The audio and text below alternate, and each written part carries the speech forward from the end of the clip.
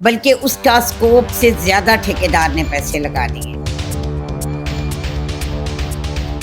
اور وہ کیوں لگائے، کیسے لگائے، یہ ماضی میں یہ جب بھی ان کا دور ہوتا ہے نا یہی ہوتا ہے. جو ای ٹینڈرنگ کا کام شروع کیا اس میں کس طریقے سے ہر بندہ جو ہے نا جو میرٹ پہ ہے 18% نیچے سڑکیں جا رہی ہیں.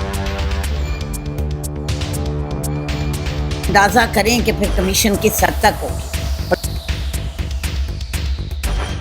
کہ ادھی دنیا تے اللہ نو ہی نہیں منتی. سو میں اس چیز سے اب بڑی ذمہ ہو گئی ہوں.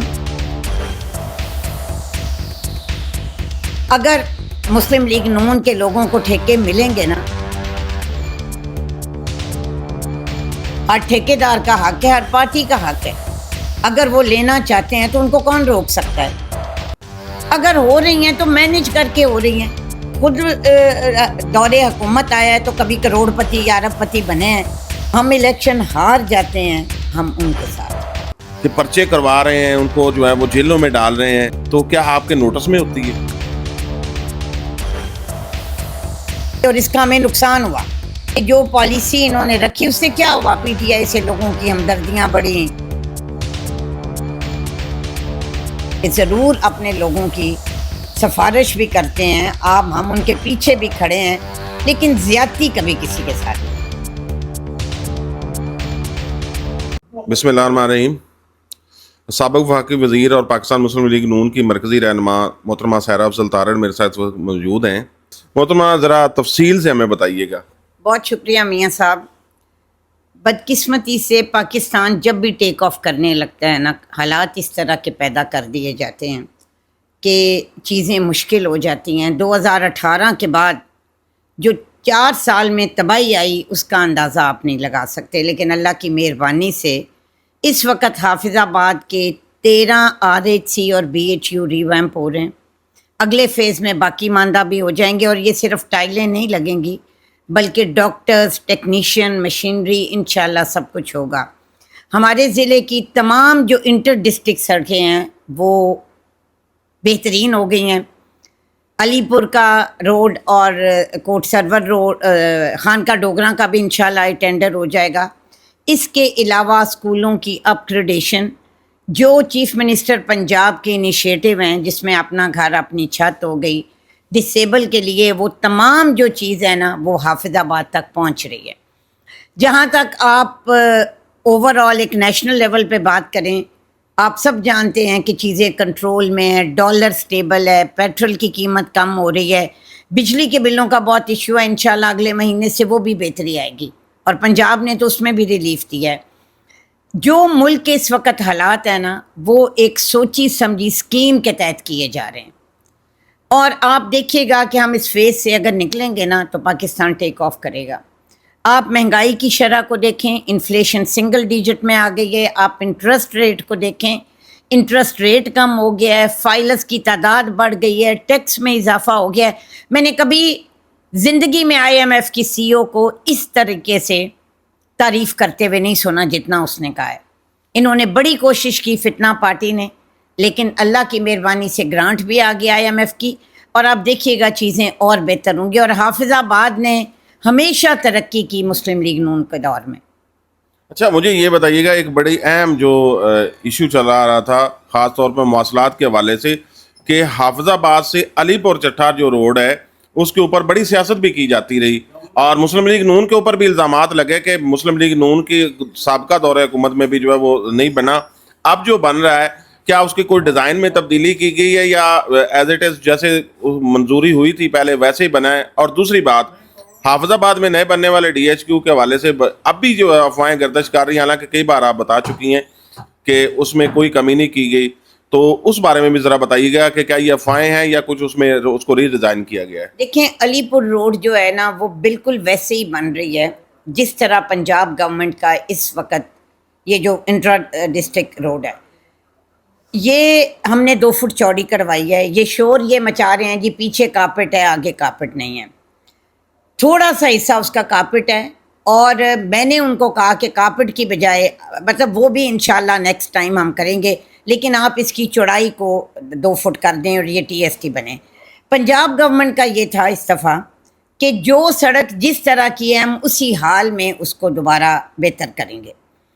میری انشاءاللہ تعالی میرا وعدہ ہے کہ نیکسٹ ٹائم ہم اس کو اور بہتر کریں گے. اور اگر لوگ کہہ رہے ہیں کہ جس کو ون وے کر دیں، کیونکہ ہمارے گاؤں میں ویسے ون وے سڑکیں اتنی ہیں نہیں، لیکن کوئی اس کے ڈیزائن میں تبدیلی نہیں آئی. پتہ ہے یہاں پہ جھوٹ اتنا بولا جاتا ہے نا. جہاں تک ڈی ایچ کیو کی بات ہے تو میں بارہ اس کا ذکر کر چکی ہوں کہ ڈی ایچ کیو وہی ہے، بلکہ اس کا اسکوپ سے زیادہ ٹھیکیدار نے پیسے لگا دیے ہیں. اور وہ کیوں لگائے، کیسے لگائے، یہ ماضی میں یہ جب بھی ان کا دور ہوتا ہے نا یہی ہوتا ہے. آج کل آپ نے دیکھا ہے کہ کتنی شفافیت سے ٹینڈر ہو رہے ہیں. جو ای ٹینڈرنگ کا کام شروع کیا ہے، اس میں کس طریقے سے ہر بندہ جو ہے نا جو میرٹ پہ ہے، 18% نیچے سڑکیں جا رہی ہیں، 33% نیچے ہمارے گلیوں نالیوں کے کام جا رہے ہیں. تو اندازہ کریں کہ پھر کمیشن کس حد تک ہوگی. اچھا، ڈی ایچ کیو کا ڈیزائن نہیں بدلا، انشاءاللہ تعالی اس پہ بھی اب دیکھے گا تیزی سے کام. کچھ ناقدین یہ بھی بتا رہے ہیں، جیسا کہ آپ نے خود ہی بتا دیا کہ ای ٹینڈرنگ ہو رہی ہے، کچھ ناقدین یہ بھی بتا رہے ہیں. تو مجھے یہ بتائیے گا مسلم لیگ نون کے جو ہیں سپورٹر یا سپورٹینیٹر، ان کو بھی ٹھیکے مل رہے ہیں جیسے پچھلے دوبارے گورنمنٹ میں ملتے رہے ہیں لوگوں کی گورنمنٹ میں؟ دیکھیں جی، ناقدین تو یہ ہے نا کہ آپ مجھے ہمیشہ میرے والد صاحب کہتے ہوتے تھے، جب میں بہت پریشان جھوٹی خبروں سے ہوتی تھی تو وہ کہتے تھے کہ ادھی دنیا تے اللہ نو ہی نہیں مندی. سو میں اس چیز سے اب بڑی ذمہ ہو گئی ہوں. اگر مسلم لیگ نون کے لوگوں کو ٹھیکے ملیں گے نا تو وہ ای ٹینڈرنگ یا جو بھی ان کا میرٹ بنتا ہے ان کو بنیں گے. میں نے کبھی کسی کے لیے ٹھیکے کے لیے نہیں کہا اور نہ ہی کبھی ان چیزوں میں ہوں. اب دیکھیں، ہر بندے کا حق ہے، ہر ٹھیکیدار کا حق ہے، ہر پارٹی کا حق ہے. اگر وہ لینا چاہتے ہیں تو ان کو کون روک سکتا ہے؟ اگر وہ اس میں آئیں گے، پورا اتریں گے، جو بھی ان کا معیار ہے تو وہ لے لیں. مقصد ہے کہ مینیج. اچھا، اور مزے کی بات ایک اور ہے، ان کو یہ بھی پتہ ہے کہ چیزیں اس طرح نہیں ہو رہی. اگر ہو رہی ہیں تو مینیج کر کے ہو رہی ہیں. مینیج سے مراد میری یہ ہے کہ کوئی بھی ایسا ٹھیکہ جس پہ کوئی کم ہوگی یا 2-3 لوگ مل کے لے لیں تو وہ کوئی اس میں کوئی اعتراض کی بات تو نہیں نا. لیکن فوکس اس بات پہ ہے کہ جی ہم نے خبر لگانی ہے، چاہے وہ اچھا مجھے ایک بات بتائیں میاں صاحب، اچھا وہ آپ نے یہ سوال کر دیا، کیا گورنمنٹ میں ہونا ڈسکریڈٹ ہے؟ مطلب ہم تو ہمیشہ اپنے لوگوں کو بھی اس چیز کا انتظام کرتے ہیں، اور نہ کبھی خود دور حکومت آیا ہے تو کبھی کروڑ پتی یا ارب پتی بنے ہیں، اور نہ ہی جو ہمارے ساتھ لوگ ہوتے ہیں. لیکن مسئلہ یہ ہے کہ جو تنقید کر رہے ہیں وہ کس چیز کی تنقید کر رہے ہیں، اور پھر اینڈ میں خبر لگاتے ہیں جی وہ کامیاب نہیں ہوئے. تو مڑ خبر کی 63A کی طرح جب ووٹ گنا ہی نہیں جانا تو پھر ڈسکوالیفیکیشن کیسی؟ اگر وہ ٹھیکہ لینے میں ناکام ہوئے ہیں یا ٹھیکہ نہیں ملا تو پھر خبر کیا ہے؟ ہر کسی کا حق پہنچتا ہے کہ جو اس کاروبار میں ہے وہ اس کے لیے بڈ کرے. بالکل.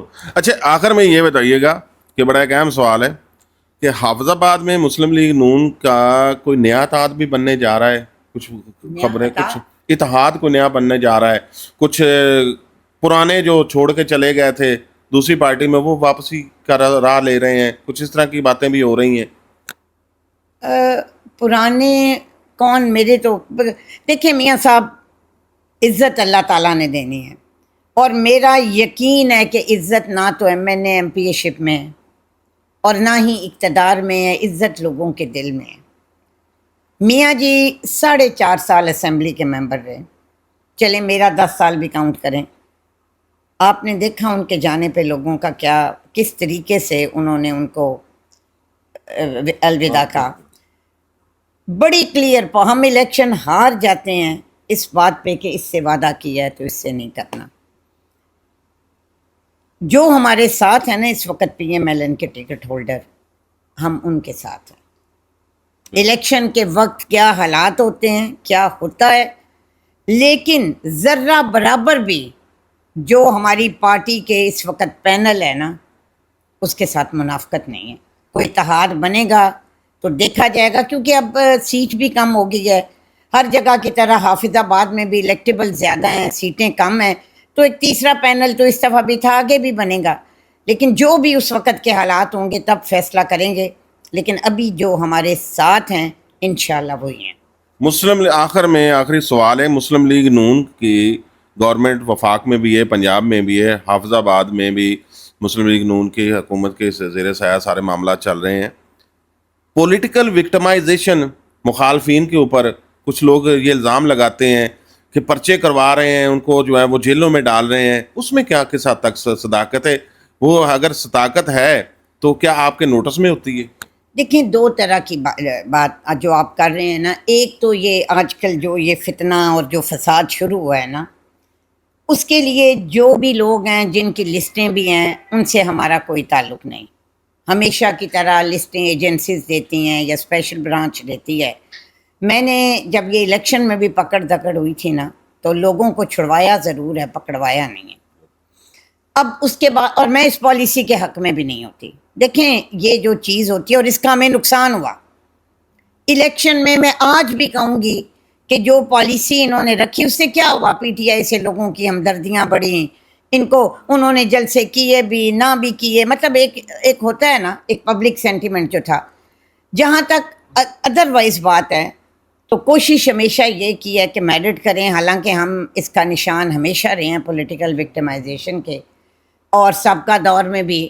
اور میں آج بھی یہ کہتی ہوں کہ ضرور اپنے لوگوں کی سفارش بھی کرتے ہیں آپ، ہم ان کے پیچھے بھی کھڑے ہیں، لیکن زیادتی کبھی کسی کے ساتھ نہیں کی۔ میں حافظ آباد کے لوگوں کو ایک ہی پیغام دوں گی کہ پاکستان ہے تو ہم ہیں، خدا را پاکستان کے دشمنوں کو پہچانیں۔ جب بھی پاکستان ٹیک آف کرتا ہے وہ کیا عناصر ہیں جو سامنے آتے ہیں۔ باقی حافظ آباد کے لیے سب کچھ حاضر ہے، اور میری پہچان، میرا فخر ان سے ہے، اور جتنی عزت آپ لوگوں نے دی میں ہمیشہ، اور ہمارا خاندان اس کا قرضدار رہے گا، اور صرف نوجوانوں کے لیے، بزرگوں کے لیے کہ ہمیں بہت زیادہ اس وقت پاکستان کو دعا کی ضرورت ہے، استقامت کی ضرورت ہے۔ اپنے اداروں کے ساتھ کھڑے ہوں اور پہچانیں کہ پاکستان کا دشمن کیا ہے۔ انتشار کی، فساد کی، جلاؤ گھیراؤ کی سیاست کو، عادت کو چھوڑیں۔ پاکستان زندہ باد، حافظ آباد پائندہ باد۔ بہت شکریہ جی۔